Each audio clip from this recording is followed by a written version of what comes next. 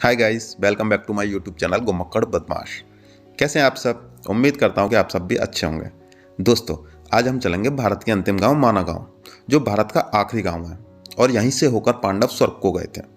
दोस्तों, इस वीडियो में मैं आपको बताऊंगा कि माना गांव में आपको कहाँ कहाँ घूमना है। बाकी की डिटेल्स बहुत जल्द मैं आपको बद्रीनाथ धाम के वीडियो में लेकर आऊँगा, क्योंकि माना गांव बद्रीनाथ धाम से सिर्फ 3 किलोमीटर की दूरी पर स्थित है। दोस्तों, यदि आप मेरे चैनल पर नए हैं तो चैनल को ज़रूर सब्सक्राइब करें और साथ ही साथ घंटी का बटन भी दबाएं, ताकि ऐसे ही वीडियो मैं आपके लिए लाता रहूं। दोस्तों, मैं आपके लिए वीडियो इसलिए बनाता हूं ताकि आप जब भी घूमने का प्लान करें तो आपकी कोई भी जगह मिस ना हो। तो चलिए दोस्तों, वीडियो शुरू करते हैं और जानते हैं माना गाँव के रहस्यों के बारे में। दोस्तों, माना गाँव तिब्बत की सीमा पर स्थित भारत के उत्तराखंड राज्य का अंतिम गाँव है। दोस्तों, जब भी आप बद्रीनाथ धाम जाएं तो यहाँ जाना बिल्कुल भी ना भूलें। दोस्तों, माना गांव के रहस्यों को जानने के लिए इस वीडियो को अंत तक जरूर देखें। तो चलिए एक एक करके उन रहस्यों के बारे में जानते हैं। दोस्तों, बताया जाता है कि इस गांव में सच्चे मन से जो भी श्रद्धालु आता है उसकी गरीबी हमेशा के लिए दूर हो जाती है। कहा जाता है कि सदियों पहले एक व्यापारी था जो शिव का बहुत बड़ा भक्त था।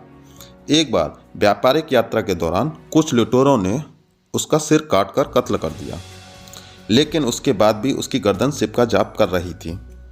उसकी श्रद्धा से प्रसन्न होकर शिव ने उसे वरदान दिया कि आज से इस गांव का नाम तेरे नाम से जाना जाएगा और जो भी भक्त सच्चे मन से यहाँ आएगा उसकी दरिद्रता हमेशा के लिए दूर हो जाएगी।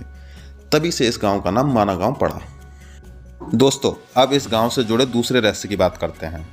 कहा जाता है कि इस गांव का नाता महाभारत काल से भी जुड़ा हुआ है और इसी गांव से होते हुए पांडव भी स्वर्ग को गए थे।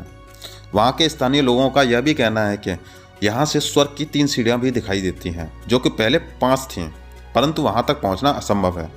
दोस्तों, यह गांव सरस्वती नदी के किनारे बसा हुआ है। गांव के कुछ ऊपर हम चढ़ाई पर चढ़ें तो पहले नजर आती है गणेश गुफा और उसके बाद व्यास गुफा। दोस्तों, यहाँ पर सरस्वती नदी पर एक भीम पुल भी बना हुआ है और यह सरस्वती नदी केवल यहीं तक दिखाई देती है, इसके आगे अदृश्य रूप में बहती है। और यह भी कहा जाता है कि यहाँ पर स्थित व्यास गुफा में ऋषि व्यास जी ने वेद पुराण और महाभारत की रचना की थी, तथा यहीं पास में एक गणेश गुफा भी है जिसमें बैठकर गणेश भगवान ने सारे वेद पुराण और महाभारत लिखे थे। गणेश गुफा के बारे में कहा जाता है कि जब गणेश जी वेद लिख रहे थे तो सरस्वती नदी अपने पूरे वेग से बह रही थी और बहुत ज़्यादा शोर कर रही थी। तब गणेश जी ने सरस्वती जी से कहा कि शोर कम करें, मेरे कार्य में विघ्न पड़ रहा है, लेकिन सरस्वती जी ने उनकी बात को अनसुना कर दिया। इस बात से नाराज होकर गणेश जी ने उन्हें श्राप दिया कि आज के बाद इससे आगे तुम किसी को दिखाई नहीं दोगी। तभी से सरस्वती नदी यहाँ से आगे अदृश्य रूप में बहती है। आज भी भीम पुल के पास तक यह नदी बहुत शोर करती है, उसके आगे अदृश्य रूप में बहती है। चलिए दोस्तों, अब जानते हैं भीम पुल के बारे में। भीम पुल के बारे में भी एक कहावत है।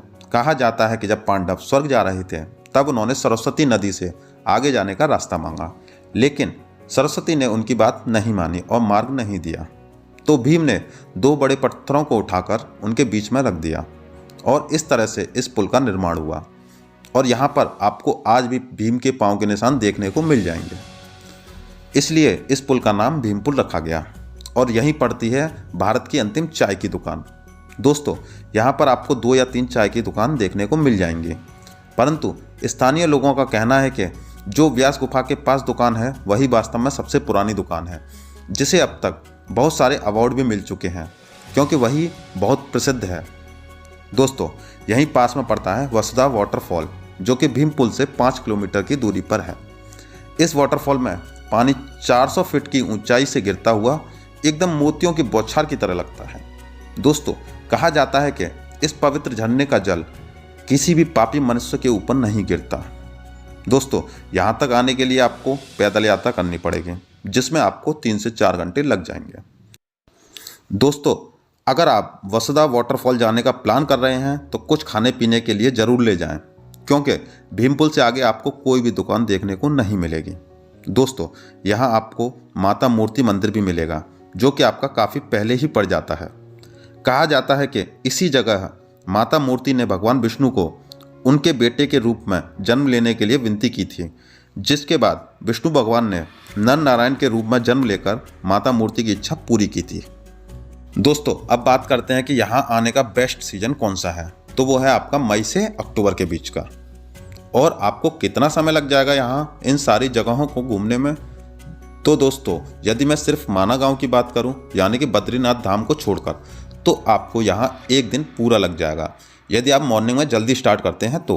क्योंकि आपको यहाँ सबसे पहले जाना है भीमपुल, माता मूर्ति मंदिर, वसुधा वाटरफॉल, और फिर वापस आते टाइम जाना है आपको गणेश गुफा और व्यास गुफा। और हाँ दोस्तों, यदि आप व्यास गुफा जाते हैं तो वहाँ पंडित जी से माना गांव की कथा जरूर सुनकर आएँ, जिसमें आपको 15 से 20 मिनट लग जाएंगे।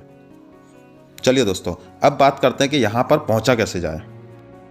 तो सबसे पहले आप ट्रेन या बस द्वारा ऋषिकेश, हरिद्वार या देहरादून तक आ सकते हैं। उसके बाद बद्रीनाथ जाने वाली बस से बद्रीनाथ आ सकते हैं। दोस्तों आप चाहें तो टैक्सी बुक कराकर भी माना गांव जा सकते हैं। बद्रीनाथ से 3 किलोमीटर की दूरी पर स्थित होने के कारण आप वहां पैदल भी आसानी से पहुंच सकते हैं। तो दोस्तों ये थी डिटेल भारत के अंतिम गांव के बारे में। यदि आप खर्चे के बारे में जानना चाहते हैं कि आपको यहाँ कितना खर्चा आ जाएगा, तो आप मेरे नेक्स्ट वीडियो का वेट करें, जो बहुत ही जल्द मैं आपके लिए बद्रीनाथ धाम का लाऊंगा। आपको बाकी की डिटेल्स बद्रीनाथ धाम के वीडियो में मिल जाएगी, क्योंकि माना गांव बद्रीनाथ से सिर्फ 3 किलोमीटर की दूरी पर स्थित है, इसलिए बाकी की डिटेल्स हम उसमें कवर करेंगे। आई होप आपको ये वीडियो पसंद आया होगा। यदि पसंद आया है तो वीडियो को लाइक कमेंट करने के साथ साथ अपने दोस्तों के साथ शेयर भी करें, ताकि मुझे मोटिवेशन मिलता रहे। दोस्तों यदि आपने मेरा चैनल अब तक सब्सक्राइब नहीं किया है तो मेरा चैनल ज़रूर सब्सक्राइब करें, ताकि मैं भी आपके लिए ऐसे ही मेहनत करता रहूं। तो चलिए दोस्तों आज के लिए इतना ही, मिलते हैं फिर नई यात्रा के साथ। जब तक के लिए शुक्रिया। जय श्री राम मेरे दोस्तों, आपकी यात्रा मंगलमय हो।